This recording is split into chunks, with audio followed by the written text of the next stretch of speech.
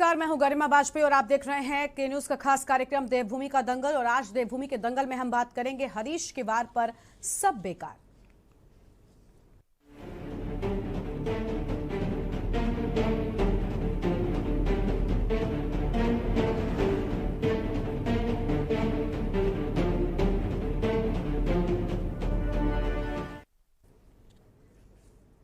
उत्तराखंड राज्य को बने अब तक 22 साल पूरे हो चुके हैं, लेकिन 22 सालों में भाजपा और कांग्रेस ने ही सत्ता में राज किया है। सरकार के बीच हमेशा भिन्न भिन्न तरीकों से राजनीतिक पहलुओं पर चर्चा देखने को मिलती है। सत्ता में बैठी सरकार किसी की भी हो तो विपक्ष नए नए राजनीतिक मुद्दों को लेकर सरकार को घेरने की कोशिश करता है, तो वहीं कांग्रेस के पूर्व मुख्यमंत्री भी आपको बता दें कि लगातार सरकार को घेरने में जुटे हैं। और रावत अब गैरसैंण में सांकेतिक तालेबंदी करने जा रहे हैं।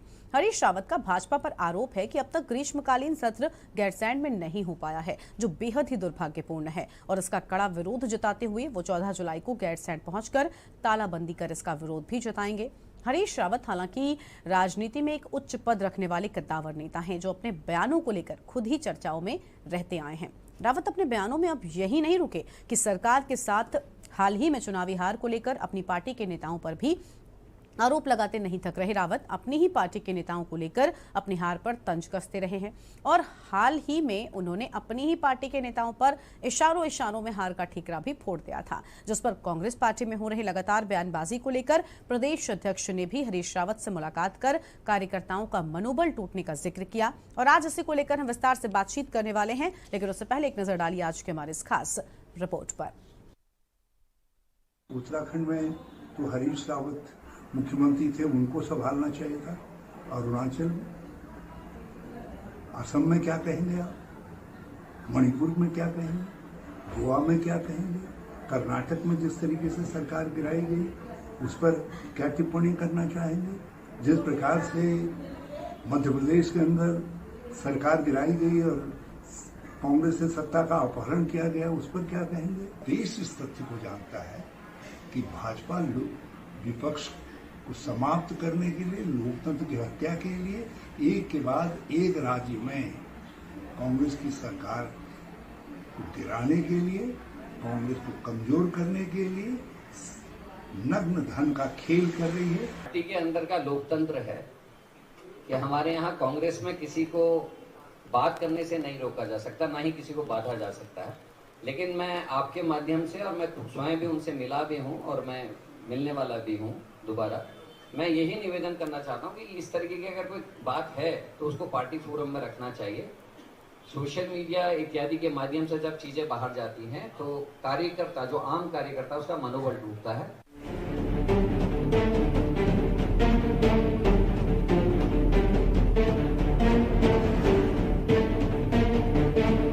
सत्ता में काबिज भाजपा की सरकार और प्रवक्ताओं का मानना है कि हरीश रावत इस तरह से ही अपनी राजनीति को चमकाने में लगे रहते हैं, क्योंकि अब उनके पास कुछ नहीं है। साथ ही गैरसैंण को लेकर भाजपा ने अपनी बात रखी है। मुझे लगता है कि हरीश रावत जी अपनी व्यक्तिगत राजनीति को चमकाने के लिए व्यवस्थाओं को अव्यवस्थित करने का प्रयास कर रहे हैं। चारधाम यात्रा के कारण से भारी संख्या में श्रद्धालुओं और तीर्थयात्रियों के आने के कारण से ये निर्णय लिया गया कि इस बार का जो बजट सत्र है वो देहरादून में ही कराया जाए। भारतीय जनता पार्टी ने उत्तराखंड को ग्रीष्मकालीन राजधानी घोषित किया है, वहाँ अवस्थापना और सुविधाओं का विकास किया जा रहा है। वहीं अब आम आदमी पार्टी भी हरीश रावत के मुद्दे को समर्थन देते हुए दिखाई दे रही है। आम आदमी पार्टी का मानना है कि प्रदेश में सरकार ने ग्रीष्मकालीन राजधानी तो बना दी है, लेकिन वहां पर बजट सत्र नहीं कराया। तो ग्रीष्मकालीन राजधानी कैसे हुई जहां पर प्रदेश का ग्रीष्मकालीन बजट ही पेश न किया गया हो। सत्र हो गया, बजट सत्र जो है, जो त्रिवेंद्र सरकार ने गैरसैंण को ग्रीष्मकालीन राजधानी घोषित किया था, तो ग्रीष्मकालीन बजट सत्र अगर गैरसैंण में नहीं होगा तो कैसी ग्रीष्मकालीन राजधानी? ये अपने आप में एक बड़ा सवाल है, उत्तराखंड की जनता का सवाल है। सरकार में जो बैठे लोग हैं उनको इस चीज़ को समझना चाहिए था और जो बजट सत्र है उसको गैरसैंण में आयोजित करके ये संदेश देना चाहिए था कि हमारा जो ग्रीष्मकालीन राजधानी है तो गर्मियों में जो सत्र विधानसभा का होता है हमने उसको गैरसैंण में किया। लेकिन सरकार ने बहाने बनाकर अधिकारियों से ये कहलवा कर कि चारधाम यात्रा मार्ग की वजह से व्यवस्थाएं नहीं हो पाएंगी। कुल मिलाकर गैरसैंण को लेकर जारी सियासत राज्य के लिए कोई नई बात नहीं है।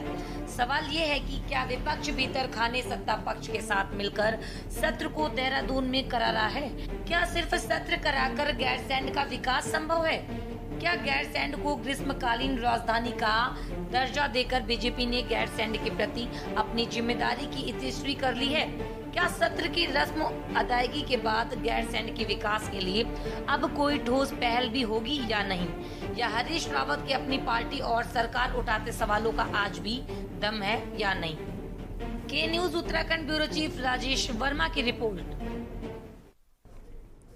और इसी को लेकर आज हम विस्तार से बातचीत करने वाले हैं, आपको मेहमानों से भी रूबरू करवाएंगे, लेकिन उससे पहले एक छोटे से ब्रेक के लिए आप रुक रहे हैं, कहीं मत जाइएगा। ब्रेक के बाद हम अपनी चर्चा की करेंगे शुरुआत।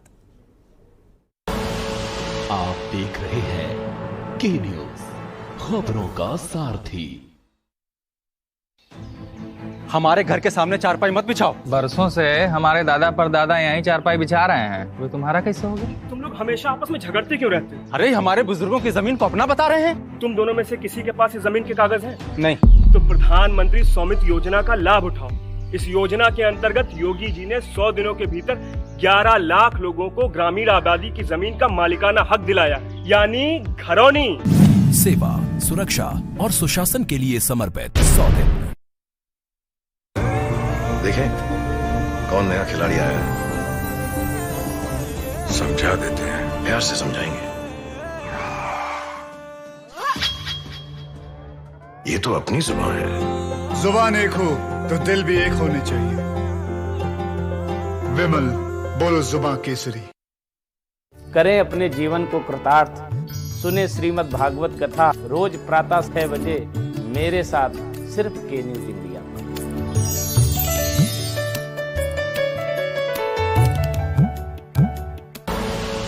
आप देख रहे हैं के न्यूज, खबरों का सारथी।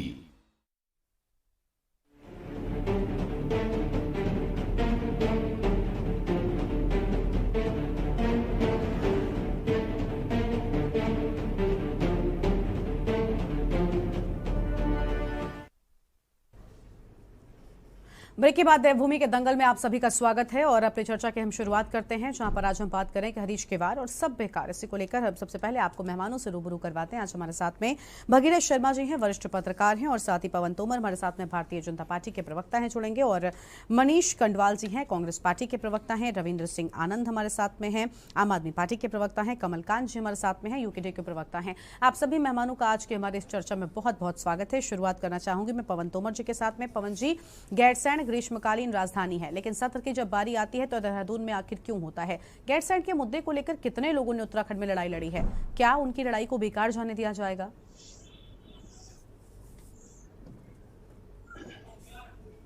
पवन जी,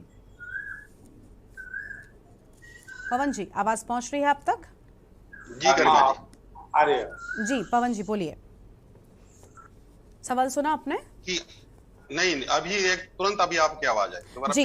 देखिए पवन जी, गैरसैंण ग्रीष्मकालीन सत्र राजधानी है, लेकिन जब सत्र की बात आती है तो वो देहरादून में कर दिया जाता है। आखिर ऐसा क्यों गैरसैंण के साथ में? गैरसैंण का मुद्दा तो आप चुनाव में खूब जोर शोर के साथ उठाते हैं, लेकिन जब सत्र की बारी आती है तो देहरादून में उत्तराखंड के लोगों ने बड़ी लड़ाई गैरसैंण के लिए लड़ी है और अभी भी लड़ रहे हैं। क्या उनकी लड़ाई को बेकार जाने दिया जाएगा? जी गरिमा जी, मैं आपके माध्यम से कहना चाहता हूं कि उत्तराखंड में भाजपा की जो ऐतिहासिक जीत हुई है, ये जितने भी मुद्दे हैं और जितने भी मुद्दे हम लेकर चुनाव में गए हैं वो कभी बेकार नहीं जाने दिए जाएंगे। एक एक पर काम किया जाएगा। अभी आपने सवाल किया है गैरसैंण का। गैरसैंण में हमारी त्रिवेंद्र सिंह रावत जी की जो सरकार थी, तब भी हमने वहां पर स्थायी राजधानी हमने बनाई भारतीय जनता पार्टी ने, और उसके बावजूद हमने वहां पर सत्र भी चलाया। अब की बार का जो सत्र है, जो सवाल उठा रहे हैं हरीश रावत जी कि अब की बार इन्होंने सत्र नहीं किया, देखिए अब की बार ऐतिहासिक श्रद्धालु उत्तराखंड में आए हैं 25 लाख। ये मैं जो आंकड़े हैं ये ऐसे नहीं हैं, 25 लाख श्रद्धालु जो कभी 3,000, 4 लाख, 5 लाख के आसपास हुआ करते थे, अब की बार 25 लाख श्रद्धालुओं को किसी किस्म की कोई दिक्कत ना हो, रास्ते होड़ ना हो, क्योंकि वीआईपीज इधर जाना होता है, उधर आना होता है, किसी किस्म की श्रद्धालुओं को कोई परेशानी ना हो। श्रद्धालुओं की सुविधाओं को दृष्टिगत रखते हुए अब की बार जो सत्र था वो पहले से जो प्रस्तावित था उसके बावजूद जो है देहरादून में किया गया। ऐसा कोई भावना नहीं है, क्योंकि हमारी स्पष्ट भावना है, पहले भी हमने गैरसैंण में जो है गैरसैंण स्थायी राजधानी भारतीय जनता पार्टी ने बनाई, उसके बावजूद वहां सत्र भी चलाया, और अब की बार स्थायी राजधानी गैरसैंण को कब बनाया गया? स्थायी राजधानी कब बनाया गया? अब तक तो वो ग्रीष्मकालीन राजधानी है, मुझे जितना पता है। जी गरिमा जी, मैं अस्थायी राजधानी की बात कर रहा हूँ। अच्छा, अस्थायी, ठीक है जी, हाँ ठीक है। और वो भारतीय जनता पार्टी का बिल्कुल स्पष्ट वह सोच है कि किसी भी किस्म को गैरसैंण को नेगलेक्ट नहीं किया जा रहा है। और नहीं तो और अगर आपकी सोच ऐसी है तो सत्र इस बार क्यों नहीं वहां पर बुलाया? क्या पहाड़ चढ़ने से लोगों को डर लगता है आपके नेताओं को? नहीं गरिमा जी, वही मैं कह रहा हूँ, शायद आप सुन नहीं पा रहे हैं मेरे सवाल। नहीं, मैं आपकी पूरी बात सुन रही हूँ पवन जी।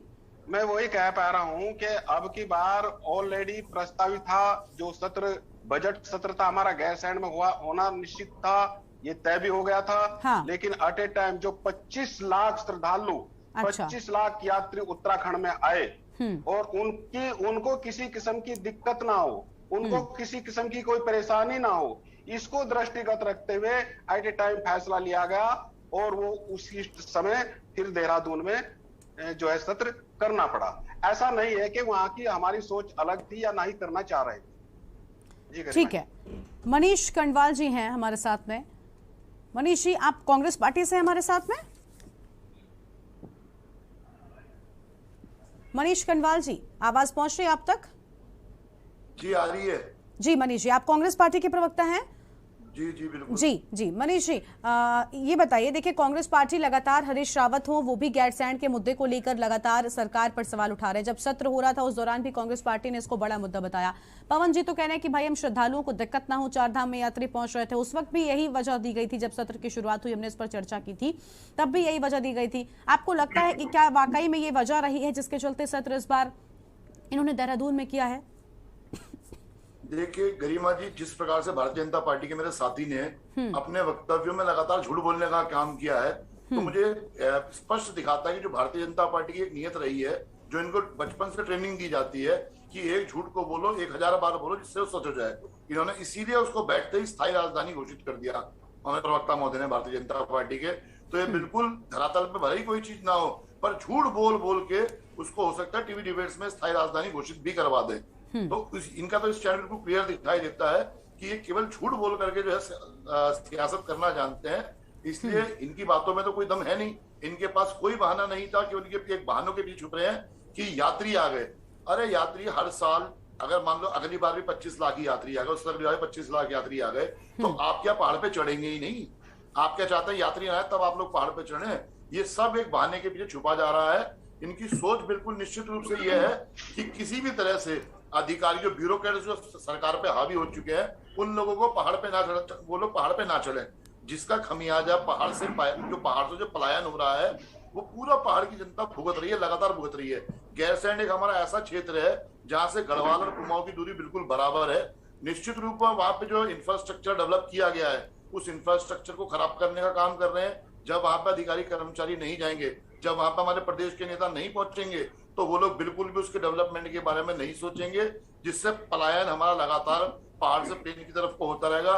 इंटरनेशनल बॉर्डर्स पे एक बहुत बड़ी चीज है ही, जो हमारे गांव खाली हो गए, भूतिया गांव हो गए, उन गांव को दोबारा से बसाने के लिए गैरसैंण में सरकार जाना बहुत जरूरी है, जिसके लिए निश्चित रूप से हरीश रावत जी ने कई बार हार का सामना कर लिया, पर जो उत्तराखंड बनाने का, जो उत्तराखंड के लोगों का जो एक विचार था, गैरसैंण जो राजधानी देने का विचार था, उस पर हरीश रावत जी लगातार हार के बाद भी अपने आप को अपने उस स्टैंड को अपने मन वचन कर्म के साथ में उसके साथ खड़े हुए हैं।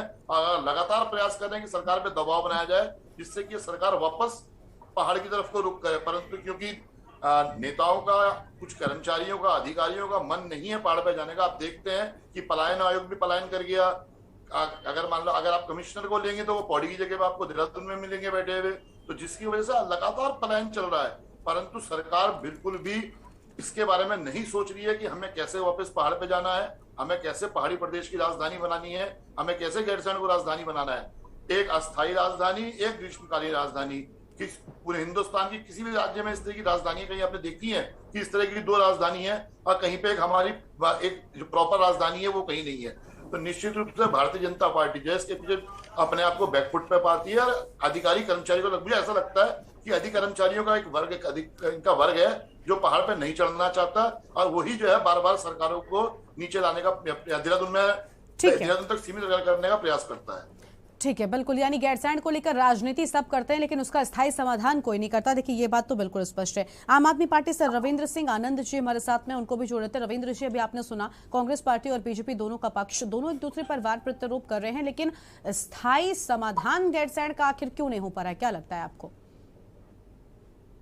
जी देखिए, ऐसा है कि अगर हम गैरसैंण की बात करें तो गरिमा जी, भारतीय जनता पार्टी के जो मुख्यमंत्री रहे त्रिवेंद्र सिंह रावत जी, उन्होंने वाही लूटने के लिए गैरसैंण को ग्रीष्मकालीन राजधानी घोषित किया और इसको ऐतिहासिक निर्णय बताया।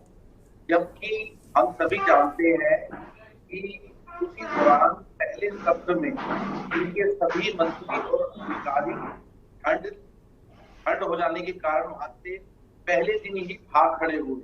ये है हमारे उत्तराखंड के नेता और भारतीय जनता पार्टी के नेता, जो ठंड में गैरसैंण में गए और पहले दिन ही वहां से भाग खड़े हुए, और जो सत्र 7 दिन चलना था वो 2 दिन ही वहां तक चल सका। तो देखिए, खाली कागजी कार्रवाई करके काम चलेगा नहीं, जमीन पे काम करना होगा। गैरसैंण को अगर स्थायी राजधानी बनाना है तो उसके लिए कम से कम जो ग्रीष्मकालीन आपने घोषित की है, तो ग्रीष्मकालीन में सभी सत्र वहां होने चाहिए। अभी हमने देखा जो पिछले महीने जो सरकार का पहला सत्र हुआ, उसको उन्होंने देहरादून में ही करना उचित समझा, जबकि ग्रीष्मकालीन सत्र था उसको गैरसैंण में नहीं किया। तो यहाँ से भारतीय जनता पार्टी के चाल चरित्र और चेहरे का। अरे भाई, आप इतनी स्पष्टता से बोल रहे हैं, आप कम से कम ये भी तो बताइए ना क्यों नहीं किया। पवन जी, आपको समय मिलेगा, आप अपने समय में बात रखिएगा। गरिमा जी, मैं कह रहा था कि इससे भारतीय जनता पार्टी के चाल चरित्र और चेहरे का पता चलता है, और भारतीय जनता पार्टी सिर्फ वोट बैंक की राजनीति करती है, हम सभी जानते हैं। साथ ही अगर हम कांग्रेस की बात करें तो कांग्रेस के दिग्गज नेता माननीय हरीश रावत जी सुर्खियों में रहने के लिए समय समय पर गैरसैंण का मुद्दा उठाते रहते हैं, और कहीं ना कहीं अपने फेसबुक या ट्विटर से भी किसी न किसी माध्यम से सुर्खियों में बने रहना चाहते हैं। तो इन्होंने जो गैरसैंण है इसको सिर्फ जीवंत मुद्दा बना के रख दिया है, ताकि जब कभी बात हो सिर्फ इस पे चर्चा हो जाए और ये लोग गैरसैंण को कभी भी ग्रीष्मकालीन की अस्थायी राजधानी।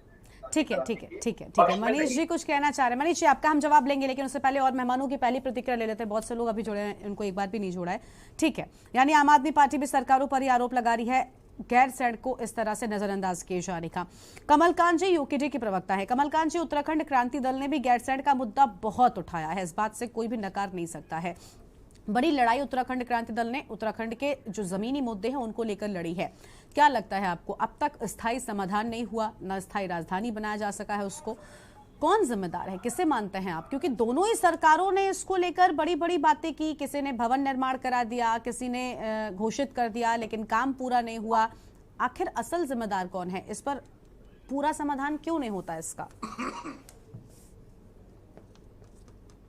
कमलकांत जी, सबसे पहले आप अनम्यूट करें, आपकी आवाज नहीं आ रही है। हेलो, आ रही है आवाज? जी, आपकी आवाज आ रही है, अपनी बात रखिए। कि उत्तराखंड में कांग्रेस बीजेपी दोनों 20-20 साल रही है और बीजेपी का कार्यकाल उससे ज्यादा रहा है, क्योंकि बीजेपी सबसे पहले सरकार का गठन हुआ था जब इस राज्य का विभाजन हुआ था, तब समय क्या कहते 2 मुख्यमंत्री भी बने थे। तो जब उस समय सबसे पहले बीजेपी की जिम्मेदारी बनती थी कि अपना क्या राज्य का प्लान है। देखिए, हर एक राज्य की अपनी एक राजधानी होती है, लेकिन उत्तराखंड ऐसा राज्य है जिसकी एक स्थायी राजधानी नहीं है। आप पहाड़ी राज्यों जितने भी आप देखिए, आप कश्मीर देखिए उसकी श्रीनगर है, आप क्या कहते हैं सिक्किम देखिए उसकी क्या कहते मेघालय है, आप क्या कहते हैं अरुणाचल देखिए उसकी राजधानी ईटानगर है।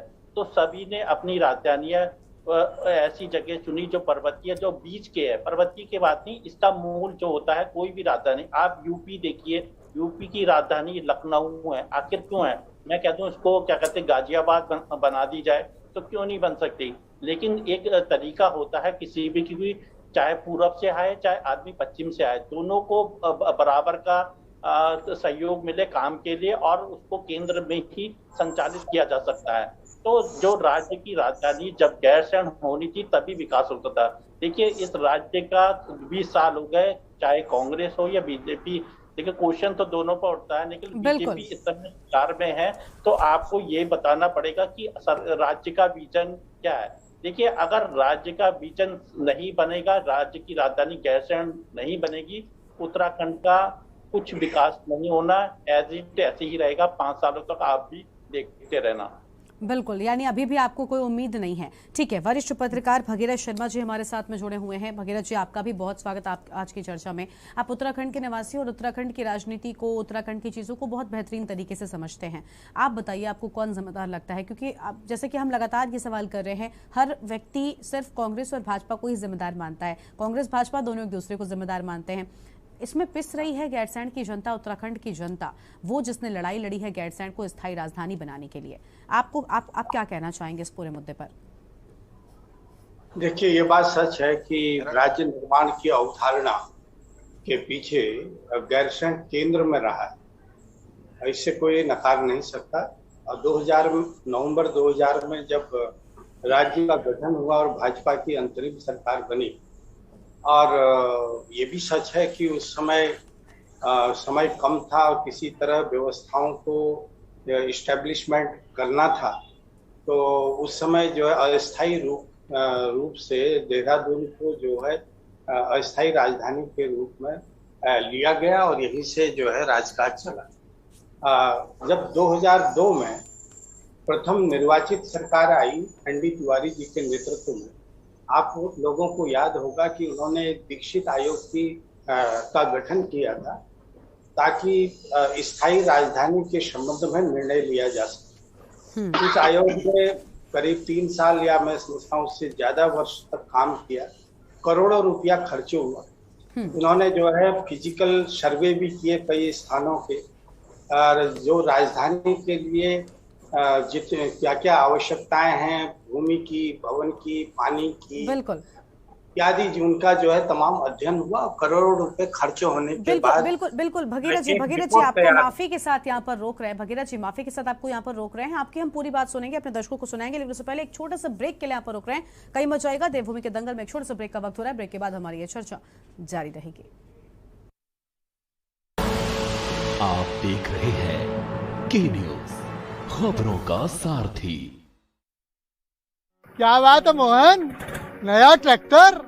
बहुत तेजी से तरक्की हो रही तुम्हारी।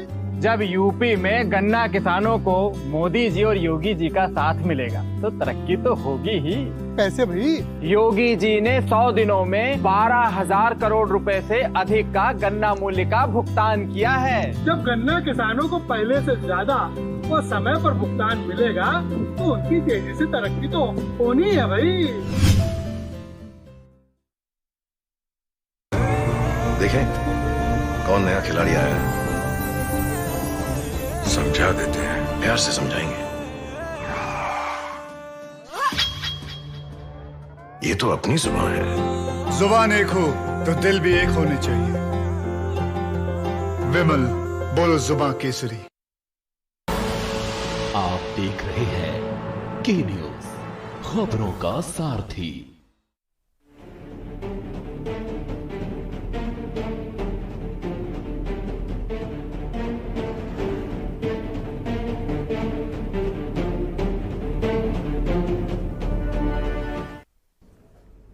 ब्रेक के बाद देवभूमि के दंगल में आप सभी का स्वागत है। आज हम बात कर रहे हैं हरीश का वार और सब बेकार, क्योंकि गैरसैंण को लेकर हरीश रावत लगातार हमलावर जो है वो नजर आ रहे हैं, लेकिन बावजूद इसके गैरसैंण का जो मुद्दा है उसका स्थायी समाधान निकल नहीं पाता है।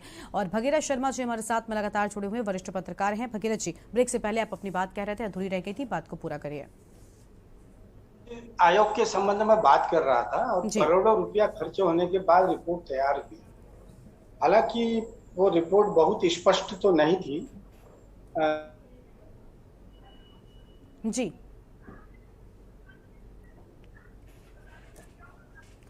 भगीरथ जी, आपकी आवाज हम तक ठीक से नहीं पहुंच पा रही है।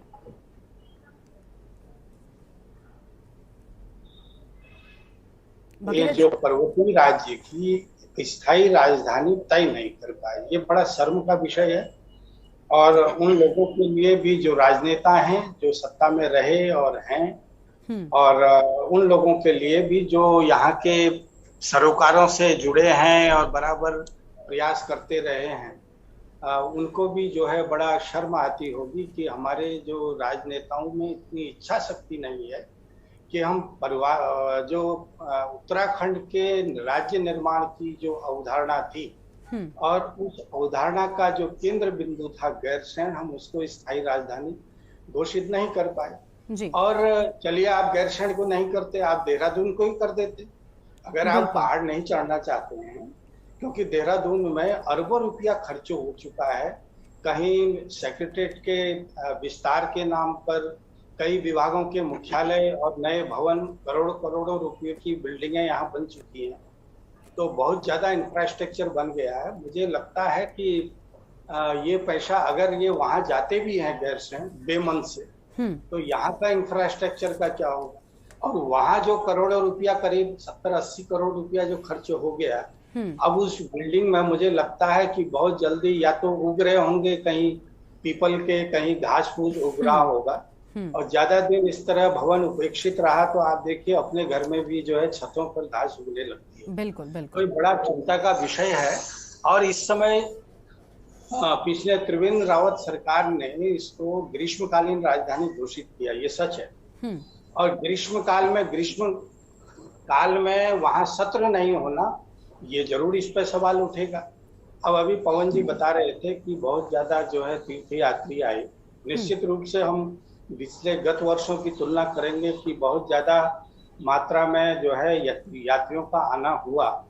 और एक तरफ अब मैं ये बता दूं, एक तरफ आप कर रहे हैं, हमने चार धाम जो ये क्या कहते हैं ऑल वेदर रोड बना दी, आवागमन सुगम हो गया, अब जाम भी नहीं लगते। और जब सत्र शुरू हुआ था उस तारीख पे आप देखिएगा कि कितना यात्री पहुंचा था। ये जो 25 लाख यात्री है, ये तो परसों दो दिन की करीब 1-2 दिन पहले की डेट है। लेकिन जिस दिन सत्र हुआ था उस दिन मैं समझता हूँ 8-10 लाख लोग ही यात्रा में आए थे। तो आज की संख्या से हम उसकी तुलना नहीं कर सकते हैं। अगर वीआईपी को जाना भी था, कौन सा वीआईपी बाई रोड जा रहे थे, अब भी जाते हैं तो इससे जाते हैं, वायु मार्ग से जाते हैं। 8 मंत्री थे और कुछ और वरिष्ठ अधिकारी, तमाम लोग ये जाते रहते हैं, आज भी जा रहे हैं, हेलीकॉप्टर चलते हैं। तो अगर ऐसी बात थी तो जा सकते थे, लेकिन मेन चीज ये है कि इच्छा शक्ति होनी चाहिए। बिल्कुल, सबसे अहम इच्छा शक्ति यहाँ पर होती है। इम्पोर्टेंट बात ये है क्योंकि ये धामी सरकार का पहला बजट सत्र था और बड़ी भाजपा ने एक संकल्प पत्र जारी किया। निश्चित रूप से बहुत अच्छा था, लोक लुभावन था और उसमें लग रहा था कि राज्य के विकास की जो है नए ख्यालों, नए विचारों और नई नीति के साथ राज्य के विकास में बनेगा और उसी अनुरूप बजट सामने आएगा। तो ये अच्छा होता कि गैरसैंण में ये बजट सत्र होता तो 4 दिन 5 दिन सत्र चलना था, यहाँ भी उतना ही दिन चला। तो ये हो सकता था कि वहां पर बैठ करके कुछ ज्यादा विचार आते, उन लोगों का ख्याल आता जो रोज आज देखिए आप एक्सीडेंट में रोज लोग मर रहे हैं, बिल्कुल, कभी इतने हादसे हो रहे हैं, सड़कों की हालत खराब है, और जो परिवहन के जो आपके जो डेंजर जोन है इत्यादि वगैरह, उन पर जो है नेताओं की नजर पड़ती, तो तमाम उस तरह से योजनाएं बनती। इतने लोग जो आज भी देखिए हादसे हुए हैं, कल एक दंपति जो है ऊपर से पत्थर गिरा और मारा गया।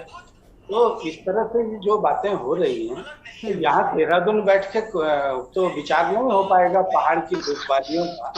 अच्छा होता कि ये बजट सत्र वहाँ होता। और पवन जी शायद मेरे मत भी हो सकते हैं, असहमत भी। मैं उस तारीख के क्या नाम यात्रियों की संख्या का बता रहा हूँ कि वो 25 लाख का आधा भी नहीं थी जब सत्र शुरू हुआ था। तो हम जा सकते थे और वहाँ पर आयोजन कर सकते थे। बिल्कुल। और सबसे अहम देखिए भगीरथ जी, आपने कहा ना कि इच्छा शक्ति अगर होती है तो मुझे लगता है सब कुछ संभव होता है। और कौन सी समस्या आ जाती अगर गैरसैंण में ही सत्र होता? भाई यात्रियों का रूट अलग है, अगर जाते तब भी कोई पहाड़ नहीं टूटता। बिल्कुल बिल्कुल, अगर किया जाना होता ना तो होता जरूर, लेकिन उसके पीछे क्या मंशा है, खैर उस पर जवाब पवन जी से हम लेंगे। मनीष खंडवाल जी के पास चलते हैं। अभी मनीष जी कुछ कहना चाह रहे थे जवाब में। जी मनीष जी बताइए, क्या कहेंगे आप? एक तो मैं आम आदमी के जो प्रवक्ता बैठे उनसे पूछना चाहता हूँ, ये जो अरविंद केजरीवाल जी अक्सर देखे जाते थे खंभों पर चढ़ते हुए, क्या वो पब्लिसिटी स्टंट था या क्या था? आप या आम आदमी पार्टी क्या चाहती है कि हरीश रावत जी गैरसैंण के मुद्दे को उठाना बंद कर दे?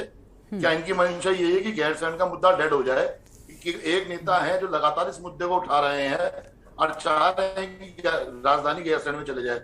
मैं भारतीय जनता पार्टी के प्रवक्ता से पूछना चाहता हूँ, रविंद्र राजन जी से, क्या इस मुद्दे को छोड़ देना चाहिए हरीश रावत जी को, या ये बिल्कुल साफ स्पष्ट दिखा रहा है कि जैसा आपके प्रदेश अध्यक्ष, जो भी प्रदेश अध्यक्ष बनता है वो भाजपा में जाता है, जो सीएम का चेहरा बनता है वो भाजपा में जाता है, तो आप इनकी तरफ से पीछे से बैटिंग कर रहे हैं कि इस मुद्दे को छोड़ दो। ठीक है, आम आदमी पार्टी से जवाब दीजिए आप, रविंद्र जी। गरिमा जी, मुझे हंसी आती है। मैंने मुद्दा छोड़ने को नहीं कहा, मैंने कहा कि सिर्फ फेसबुक बाजी, ट्विटर बाजी करके काम नहीं चलेगा, जमीन पे काम करना पड़ेगा। हंसी किस बात पर आती है? खंबे पे चढ़ने में? शर्मा जी ने कहा, खंबे पे चढ़ने में हंसी आती है? अब सुन लीजिए, आप बोल चुके ना, आप सुन लीजिए, जरा जवाब सुन लीजिए फिर आप बोलिएगा। जैसा भगीरथ शर्मा जी ने कहा इच्छा शक्ति की कमी, तो मैंने ना सिर्फ भारतीय जनता पार्टी पर क्वेश्चन मार्क लगाया, मैंने कांग्रेस पार्टी पर भी क्वेश्चन मार्क लगाया, इसलिए कि दोनों की सरकारें 10-10 साल से ज्यादा यहाँ पर रही है। और भारतीय जनता पार्टी पिछले जिस प्रकार से 5 साल का पूरा कार्यकाल रहा उनका, और पूरी मैंडेट की सरकार थी, फिर भी काम ना कर सकी, ये बहुत शर्म की बात है। और सिर्फ पूरे वादे करना, झूठे जुमले देना भारतीय जनता पार्टी का काम है। और मैं भारतीय जनता पार्टी को सपोर्ट नहीं कर रहा था, आपने मेरी बात को ध्यान से नहीं सुना। मैंने दोनों को कहा है कि दोनों में इच्छा शक्ति की कमी है, जैसा कि भगीरथ जी ने भी कहा, भगीरथ शर्मा जी ने, जो वरिष्ठ पत्रकार हैं, कि कहीं ना कहीं जमीन पे काम करने की आवश्यकता है, ना कि बहानेबाजी करना। जैसा कि हमने पिछले सत्र में भी देखा कि जब सर्दी में गैरसैंण का सत्र किया गया तो वहां इनके मंत्री, विधायक और इनके अधिकारी एक रात ही रुक पाए, दूसरी रात भाग गए वहां से, उनको ठंड लग गई। तो मतलब ये बड़ा सोचना पड़ेगा कि ऐसे लोग हैं इस समय सत्ता में, जिन लोगों के अंदर इच्छा शक्ति की कमी है और उत्तराखंड की जो भौगोलिक परिस्थितियां हैं उसके अनुरूप अपने आप को नहीं ढाल सकते। तो ये बहुत बड़ा क्वेश्चन मार्क भी है भारतीय जनता पार्टी। यानी आप दोनों ही पार्टियों पर, चाहे भाजपा हो या कांग्रेस, आप दोनों ही पार्टियों पर कहीं ना कहीं सर उठा रहे हैं। जी रविंद्र जी, अरे माफ कीजिएगा, मनीष जी। हाँ मनीष जी आप अपनी बात पूरी कर लीजिए। रविंद्र जी आप पूरा कर चुके हैं, अब मनीष जी को मौका देते हैं। शायद रविंद्र जी को मालूम नहीं है, टीवी वगैरह देखते नहीं होंगे, कि अभी हरीश रावत जी पिछले महीने ही गैरसैंण में जाकर जब सत्र चल रहा था वहां पर याद दिलवा के हैं कि यहाँ पे हमारा विधानसभा भवन बना हुआ है, यहाँ पे आके सत्र कीजिए। इस महीने को उन्होंने फिर डिक्लेयर कर दिया कि मैं 14 तारीख को तालाबंदी करने जा रहा हूँ, सांकेतिक तालाबंदी करने जा रहा हूँ। तो रविंद्र जी बताएंगे इनकी पार्टी। लेकिन मनीष जी कांग्रेस पार्टी ने भी कुछ वहां पर खास नहीं किया है, कांग्रेस पार्टी ने भी कुछ खास नहीं किया। एक ने घोषणा की, एक ने भवन बनवा दिया, उसके लिए स्थायी समाधान कब आपकी ओर से क्या? क्योंकि हरीश रावत की भी सरकार रही, आप भी सत्ता में रहे, आपने क्या बड़ा कदम उठा दिया, आप ही बता दीजिए। जो गरिमा जी, जो आपके प्रोमो में बिल्डिंग चल रही है ना, वो हरीश रावत जी की सरकार में मैंने कहा ना, मैंने कहा तो साथ में आप मुझे बोलने तो दीजिए, पूरी बात बताने तो दीजिए। ठीक है, बोलिए। बोलिए। क्या मेरी आवाज आ रही है? हाँ जी, आपकी आवाज आ रही, बोलिए आप। इस विधानसभा बिल्डिंग के अलावा वहां पे अधिकारियों के रहने के लिए आवास, कर्मचारियों के रहने के लिए आवास, साथ में इनके एमएलए के रहने के लिए आवास, ये सारी चीजें केवल 2-2.5 साल की सरकार में बनवाई गई है। उनका हरीश रावत जी को मौका जो 3.5 साल के लिए टोटल मिला था, उसमें से 1 साल तो भारतीय जनता पार्टी ने खराब कर दिया था। तो 2-2.5 साल की सरकार में इतना इंफ्रास्ट्रक्चर वहां पर डेवलप किया गया है कि आप 3-4-5 दिन का सत्र आराम से कर सकते हैं। और अगर पिछले 5 सालों में लगातार सत्र कर रहे होते ना, तो आज हम इसको परमानेंट राजधानी के रूप में देख रहे थे। भारतीय जनता पार्टी से सवाल को डाइल्यूट करने के लिए बार बार ये कहा जाता है कि कांग्रेस की सरकार 2-2.5 साल की जो हरीश रावत जी की सरकार थी, उस टाइम पे पूरा काम हुआ है। उससे पहले वाले जो मुख्यमंत्री थे वो भारतीय जनता पार्टी के साथ में बैठे हुए, उनसे सवाल कीजिए। नारायण दत्त तिवारी जी को हम तो उनसे भी सवाल कर रहे हैं। मैंने पहला सवाल पवन जी से ही किया, उसके बाद मैंने कांग्रेस को, मैंने कहा आप दोनों ही पार्टियां रही हैं। मैं आम आदमी पार्टी के प्रवक्ता को याद दिलवा रहा हूँ कि आप बातों को डाइल्यूट करते हैं अगर आप उसमें कांग्रेस को शामिल करते हैं तो। क्योंकि जब तिवारी जी की सरकार आई थी तो उस टाइम पे उन्होंने आयोग बनाया, जैसे कि वरिष्ठ पत्रकार साहब ने बताया कि आयोग बना किसी चीज को इम्प्लीमेंट करने के लिए, उसके लिए प्रॉपर प्लानिंग की जाती है। हमारे को जब दोबारा मौका मिला, हरीश रावत जी सरकार में है, तो आप विधानसभा भवन देख रहे हैं, वहां पे इनके बनी हुई है, जिससे कि 4-5 दिन वहां पे रह के विधायक लोग, अधिकारी गण जो है ना, काम कर सके। परंतु हल्का सा उसको डाइल्यूट करने के लिए बार बार ये कह दिया जाता है कि कांग्रेस की सरकार। इसकी जगह पर जो 5 साल से सरकार है, जो आगे 5 साल रहेगी, उनसे सवाल करें जिससे कम से कम जो मुद्दा है खत्म हो सके, 5 साल में हमारी सरकार पहाड़ पे चढ़ सके और वहां पे रह सके। बिल्कुल ठीक है। पवन जी, अब आपके पास आते हैं। पवन जी, अभी देखा आपने, भगीरथ जी कह रहे हैं इच्छा शक्ति अगर होती तो इच्छा शक्ति के माध्यम से कहीं ना कहीं इसको जरूर आगे बढ़ाया जा सकता था। और ये सिर्फ हम इस सत्र की बात नहीं कर रहे हैं कि इस बार आपने सत्र क्यों नहीं किया, स्थायी समाधान भी तो अब तक नहीं किया। अभी देखिए, कांग्रेस के प्रवक्ता कह रहे थे कि हमारे 2.5 साल के कार्यकाल में हमको वक्त नहीं मिला। अभी जब बीजेपी के प्रवक्ताओं से सवाल करते तो वो कहते कोरोना काल था, हम तो काम नहीं कर पाए। तो इस तरह से अगर रेडीमेड बहाने पेश किए जाते रहेंगे तो भाई क्या होगा गैरसैंण का? जो उत्तराखंड की जनता गैरसैंण के लिए लड़ रही है, उसका समाधान कब होगा, कैसे होगा? गरिमा जी, आम पार्टी के जो प्रवक्ता जी बैठे हुए हैं, इनसे तो खैर मैं कुछ नहीं कहूंगा, क्योंकि ये तो मैदान में आने से पहले भाग खड़े हुए। हाँ, कांग्रेस के प्रवक्ता जी और अन्य जो लोग बैठे हुए हैं, मैं फिर वही बात का कहता हूं कि भारतीय जनता पार्टी का स्पष्ट जो सोच है, स्पष्ट सोच है। आप ये देखिए कि गैरसैंण में ग्रीष्मकालीन किसने बनाई? भारतीय जनता पार्टी ने बनाई। वहां पर पूरा एक बार सत्र किसने किया? भारतीय जनता पार्टी ने किया। विकास के कार्य, वहां की किसी भी प्रकार की विकास के कार्य जो हैं, वो गैरसैंण को मध्य ध्यान में रखते हुए किए जा रहे हैं। ऐसा नहीं है कि अब की बार वहां सत्र नहीं हुआ। और अभी जो कह रहे थे कि जो ये आंकड़ा है, आज का आंकड़ा है 25 लाख का, आज का आंकड़ा 27,800। हाँ, 2-3 दिन पहले ये जो आंकड़ा है पहले का, ये 6 तारीख का 25 लाख का था। और आप ये देखिए कि जहां उत्तराखंड में पूरे सीजन में मात्र 3 से 5 लाख तक के लोग यहाँ पर बिल्कुल आपको यहाँ पर रोकना चाहेंगे पवन जी, आपके पास वापस लौटेंगे। पवन जी, आपको यहाँ पर रोकना चाहेंगे और आपके पास वापस लौटेंगे। तो धामी सरकार ने खोजीवार की काट, और आपको बता दें कि गैरसैंण को लेकर लगातार यहां पर दोनों ही पार्टियों की ओर से जो सत्ता में रही उत्तराखंड में अलग अलग घोषणाएं की गई हैं, अलग अलग काम किया गया है। लेकिन स्थायी समाधान की बात करें तो गैरसैंण को लेकर अब तक नहीं है। लेकिन सियासी संग्राम लगातार गैरसैंण को लेकर जारी है और तालाबंदी की अब तैयारी है। हरीश रावत का ये प्लान कितना कारगर साबित होता है, गैरसैंण को लेकर क्या निर्णय निष्कर्ष सामने आता है, खैर ये तो आने वाला वक्त बताएगा। लेकिन धामी सरकार ने भी अब इस वार की काट को खोज लिया है। हरीश का वार कितना असरदार होगा, आज उसी को लेकर हम विस्तार से बातचीत कर रहे हैं। गैरसैंण को लेकर सियासी संग्राम तेज हो गया है और तालाबंदी की तैयारी है। हरीश का क्या प्लान है, ये बिल्कुल स्पष्ट जो है वो हो जाएगा। हालांकि धामी सरकार ने भी इस वार का जो काट है वो तैयार कर लिया है। और गैरसैंण को लेकर आज हम चर्चा कर रहे हैं, क्योंकि गैरसैंण में ना तो इस बार सत्र हो सका और ना तो उसके स्थायी समाधान को लेकर कोई चीज यहां पर अब तक सामने आ सकी है। गैरसैंण को लेकर सियासी संग्राम बेहद तेज हो गया है, तालाबंदी की तैयारी है।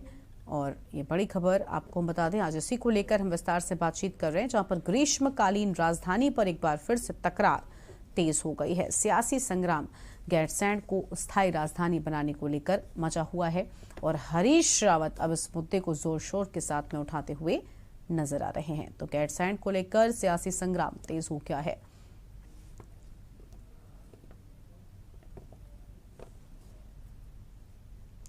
और ग्रीष्मकालीन राजधानी पर तकरार फिर से बनी हुई है और धामी सरकार ने भी इस वार की काट को अब खोज लिया है।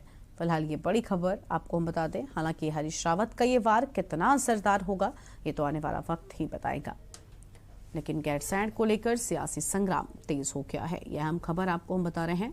और अब तालाबंदी की तैयारी है। हरीश रावत का ये जो प्लान है ये पूरी तरह से तैयार हो चुका है। फिलहाल बड़ी खबर आपको हम बता दें, ग्रीष्मकालीन राजधानी पर तकरार एक बार फिर से छिड़ गई है।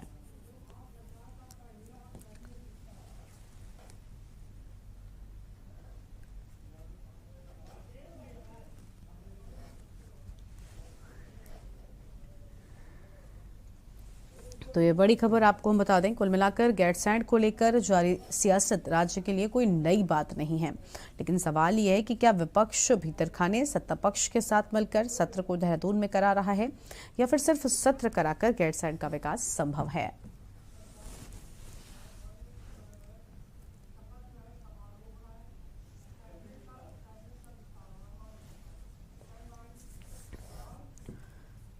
तो चर्चा में आगे बढ़ेंगे उससे पहले आपको सीधा पंजाब लेकर चलते हैं, राजभवन में, जहां पर कैबिनेट का विस्तार मान सरकार में हो रहा है। और ये तस्वीरें आपको हम दिखा रहे हैं। शपथ ग्रहण कार्यक्रम की शुरुआत हो चुकी है। बिल्कुल, तो ये तस्वीरें आपको हम दिखा रहे हैं जहां पर मुख्यमंत्री भगवंत मान मौजूद हैं। मैं हुण मिस अनमोल गगन मान जी ਨੂੰ ਬੇਨਤੀ ਕਰਦਾ ਹਾਂ ਕਿ ਉਹ ਸਟੇਜ ਤੇ ਆ ਕੇ ਕੈਬਨਿਟ ਮੰਤਰੀ ਦੇ ਅਹੁਦੇ ਅਤੇ ਭੇਤ ਗੁਪਤ ਰੱਖਣ ਦੀ ਸਹੁੰ ਚੁੱਕਣ ਦੀ ਕਿਰਪਾਲਤਾ ਕਰਨ। मैं हुण मानयोग राजपाल जी ਨੂੰ ਬੇਨਤੀ ਕਰਦਾ ਹਾਂ ਕਿ ਉਹ ਮਿਸ ਅਨਮੋਲ ਗਗਨ ਮਾਨ ਜੀ ਨੂੰ ਕੈਬਨਿਟ ਮੰਤਰੀ ਦੇ ਅਹੁਦੇ ਅਤੇ ਭੇਤ ਗੁਪਤ ਰੱਖਣ ਦੀ ਸਹੁੰ ਚੁਕਵਾਉਣ ਦੀ ਕਿਰਪਾਲਤਾ ਕਰਨ। मैं अनमोल गगन मान ईश्वर ਦੀ ਸਹੁੰ ਚੁੱਕਦੀ ਹਾਂ ਕਿ ਮੈਂ ਕਾਨੂੰਨ ਦੁਆਰਾ ਸਥਾਪਿਤ ਭਾਰਤ ਦੇ ਸੰਵਿਧਾਨ ਦੇ ਪ੍ਰਤੀ ਸੱਚੀ ਸ਼ਰਧਾ ਤੇ ਨਿਸ਼ਠਾ ਰੱਖਾਂਗੀ ਕਿ ਮੈਂ ਭਾਰਤ ਦੀ ਪ੍ਰਭੂਤਾ ਅਤੇ ਅਖੰਡਤਾ ਨੂੰ ਬਰਕਰਾਰ ਰੱਖਾਂਗੀ ਕਿ ਮੈਂ ਪੰਜਾਬ ਰਾਜ ਦੇ ਕੈਬਨਿਟ ਮੰਤਰੀ ਵਜੋਂ ਆਪਣੇ ਕਰਤੱਵਾਂ ਨੂੰ ਵਫਾਦਾਰੀ ਅਤੇ ਸ਼ੁੱਧ ਅੰਤੀਕਰਨ ਨਾਲ ਨਿਭਾਵਾਂਗੀ ਅਤੇ ਮੈਂ ਭੈ ਜਾਂ ਪੱਖਪਾਤ, ਸਨੇਹ ਜਾਂ ਦੁਰਭਾਵਨਾ ਬਿਨਾਂ ਸਭ ਤਰ੍ਹਾਂ ਦੇ ਲੋਕਾਂ ਪ੍ਰਤੀ ਸੰਵਿਧਾਨ ਅਤੇ ਕਾਨੂੰਨ ਦੀ ਅਨੁਸਾਰਤਾ ਵਿੱਚ ਨਿਆਂ ਕਰਾਂਗੀ। ਮੈਂ ਅਨਮੋਲ ਗਗਨ ਮਾਨ ਈਸ਼ਵਰ ਦੀ ਸਹੁੰ ਚੁੱਕਦੀ ਹਾਂ ਜੋ ਕੋਈ ਮਾਮਲਾ ਪੰਜਾਬ ਰਾਜ ਦੇ ਕੈਬਨਿਟ ਮੰਤਰੀ ਵਜੋਂ ਮੇਰੇ ਵਿਚਾਰ ਅਧੀਨ ਲਿਆਂਦਾ ਜਾਵੇਗਾ ਜਾਂ ਮੈਨੂੰ ਗਿਆਤ ਹੋਵੇਗਾ, ਉਹ ਕਿਸੇ ਵਿਅਕਤੀ ਜਾਂ ਵਿਅਕਤੀਆਂ ਨੂੰ ਸਿਵਾਏ ਉਸਦੇ ਕਿ ਜਿਹੇ ਕੈਬਨਿਟ ਮੰਤਰੀ ਵਜੋਂ ਆਪਣੇ ਕਰਤੱਵਾਂ ਦੇ ਠੀਕ ਨਿਭਾਉਣ ਲਈ ਜਿਹਾ ਕਰਨਾ ਲੋੜੀਂਦਾ ਹੋਵੇ, ਮੈਂ ਸਿੱਧੇ ਜਾਂ ਅਸਿੱਧੇ ਤੌਰ ਤੇ ਨਾ ਦੱਸਾਂਗੀ ਨਾ ਪ੍ਰਗਟ ਕਰਾਂਗੀ।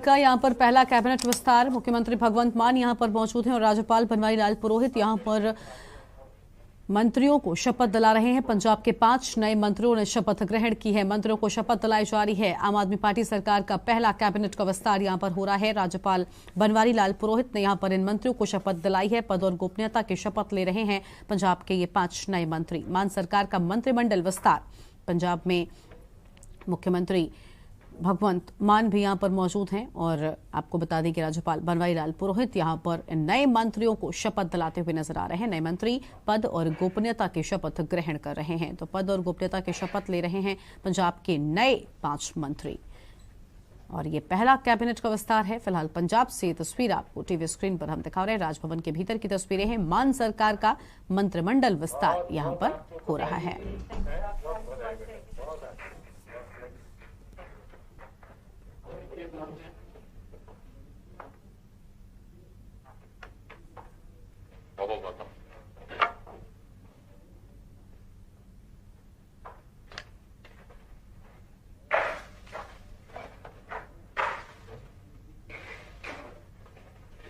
मैं मानयोग राजपाल जी ਨੂੰ ਸਹੁੰ ਚੁੱਕ ਸਮਾਗਮ ਸਮਾਪਤ ਕਰਨ ਦੀ ਪ੍ਰਵਾਨਗੀ ਦੇਣ ਲਈ ਬੇਨਤੀ ਕਰਦਾ ਹਾਂ।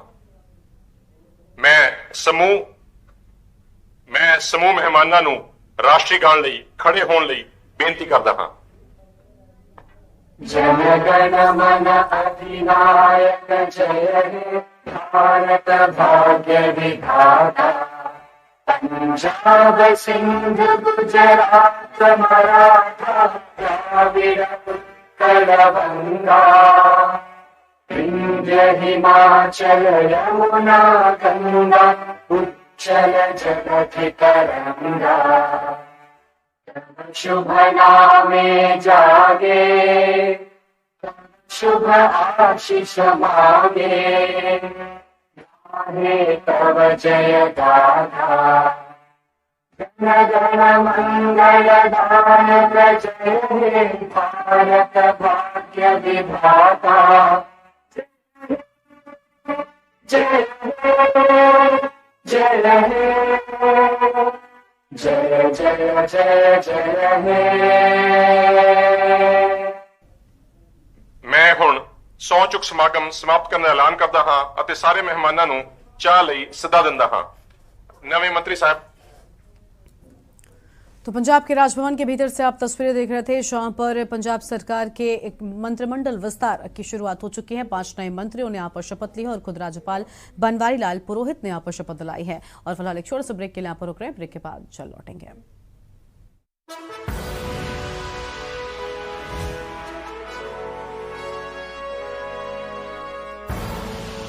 आप देख रहे हैं के न्यूज, खबरों का सारथी। मैं पुष्कर सिंह धामी उत्तराखंड राज्य के मुख्यमंत्री के रूप में अपने कर्तव्यों का श्रद्धापूर्वक और शुद्ध अंतःकरण से निर्वहन करूंगा। योजनाओं को किया आसान, समस्याओं का मिला निदान, बात कहनी हुई आसान। सपनों को है मिली उड़ान, छूना है अब आसमान। सही हाथों में आई है डोर, बढ़ रहे हम विकास की ओर। उठ रहे हैं कदम हर ओर, बढ़ रहे हम विकास की ओर। अब राहें हुई आसान, मंजिलों तक पहुँचे निशान। हौसलों में अब आई जान, मुश्किलों को मिला समाधान। सही हाथों में आई है डोर, बढ़ रहे हम विकास की ओर। उठ रहे हैं कदम हर ओर, बढ़ रहे हम विकास की ओर। 100 दिन विकास के, समर्पण और प्रयास के। देखें कौन नया खिलाड़ी आया है। समझा देते हैं, प्यार से समझाएंगे। ये तो अपनी जुबान है। जुबान एक हो तो दिल भी एक होने चाहिए। विमल बोलो जुबान केसरी। आप देख रहे हैं के न्यूज, खबरों का सारथी। ब्रेक के बाद देवभूमि के दंगल में आप सभी का स्वागत है। आज हम बात कर रहे हैं हरीश के वार और सब बेकार को लेकर, और हमारे साथ में खास मेहमानों का पैनल लगातार बना हुआ है। भगीरथ जी के पास जाएंगे।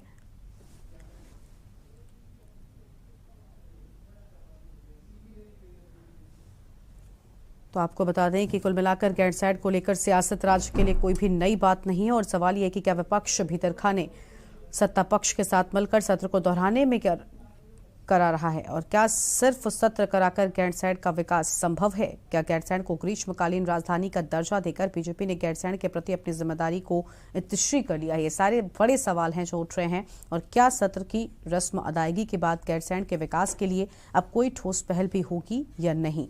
और हरीश रावत ने आपको बता दें कि अब इन सब को लेकर मोर्चा खोल दिया है। हरीश रावत का तालाबंदी की तैयारी जो है वो भी शुरू हो चुकी है, लेकिन क्या होगा गैरसैंण का स्थायी समाधान, इसको लेकर आज हम बात कर रहे हैं।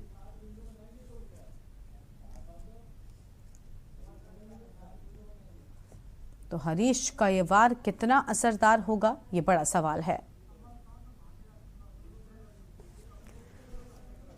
बिल्कुल। भगीरथ शर्मा जी हमारे साथ में जुड़ चुके हैं, वरिष्ठ पत्रकार हैं। भगीरथ जी, अभी आपने देखा यहाँ पर देखिए बहुत सारे सवाल हैं। सबसे बड़ी बात, असल सवाल तो यहाँ पर यह भी उठता है ना कि क्या सत्र कराकर ही गैरसैंण का विकास संभव है? क्या इतने मात्र से विकास हो जाएगा? क्योंकि हम एक तरफ सवाल भले बीजेपी से हम कर रहे हैं, सरकार से कर रहे हैं, सत्र क्यों नहीं कराया, लेकिन बड़ा सवाल ये भी ना कि क्या सिर्फ सत्र से ही गैरसैंण का विकास हो जाएगा? भगीरथ जी देखिए, सत्र होने से कोई, सत्र तो आप दिल्ली में जाके भी कर सकते हैं, बिल्कुल कहीं भी कर लीजिए, वो बात नहीं है। हालांकि जो हमारा जो सिस्टम है, डिलीवरी सिस्टम होता है, प्रशासनिक तंत्र है, जरूरी नहीं है कि मुख्यमंत्री जी कल हैदराबाद में थे तो वहां से भी मार्गदर्शन और दिशा निर्देश आ रहे थे, ऐसा नहीं है। मैं ये बहुत जरूरी इतना वो भी नहीं है, लेकिन सवाल ये है कि जो राज्य निर्माण की अवधारणा थी और जिन बिंदुओं को लेके, जिन चीजों को लेकर के राज्य निर्माण की मांग उठी, लोगों ने शहादतें दी, बड़ा आंदोलन हुआ, हर घर का व्यक्ति इस आंदोलन में शामिल रहा, तो वो जो जन भावनाओं की राजधानी जो है वो गैरसैंण है। तो निश्चित रूप से लोगों को लगता है कि सरकारें बन रही हैं, जा रही हैं, आ रही हैं, वो ठीक है, लेकिन दिक्कत क्या है?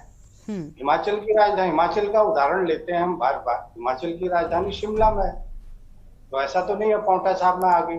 तो कहने का मतलब ये है कि दिक्कतें कहाँ हैं। अब तो आपके पास बहुत सारा अच्छा खासा इंफ्रास्ट्रक्चर वहां पर बना हुआ है, ठीक है, तो ये कौन सी शक्तियां हैं जो सरकारों को वहां जाने से रोक रही है? ठीक है, ठीक है, बिल्कुल बिल्कुल। देखिए भगीरथ जी, ये बड़ा सवाल है कि आखिर कोई तो वजह है ना कि सरकारें वहां पर जाने से रोक रही हैं। जो अभी बजट सत्र संपन्न हुआ, हाँ, उस समय सरकार ने जरूर ये इच्छा शक्ति जाहिर की थी, सरकार ने कहा था कि हम वहां कराएंगे, लेकिन बीच में कुछ खिचड़ी पकी, कौन पकाया? ठीक है, बिल्कुल बिल्कुल, इसी खिचड़ी पर विचार जो है वो होना चाहिए ताकि समाधान हो सके। पर भगीरथ जी, समय बहुत कम है हमारे पास में, कमलकांत जी का भी एक प्रतिक्रिया ले लेते। कमलकांत जी, आपको लगता है कि अब जब धामी सरकार को दोबारा जनता ने विश्वास दिखाया है, इस बार गैरसैंण को लेकर कुछ खास करेंगे पुष्कर सिंह धामी? जल्दी से छोटा सा जवाब। देखिए, जो ग्रीष्मकालीन राजधानी घोषित की गई वो भी करवाई गई है हमारे द्वारा।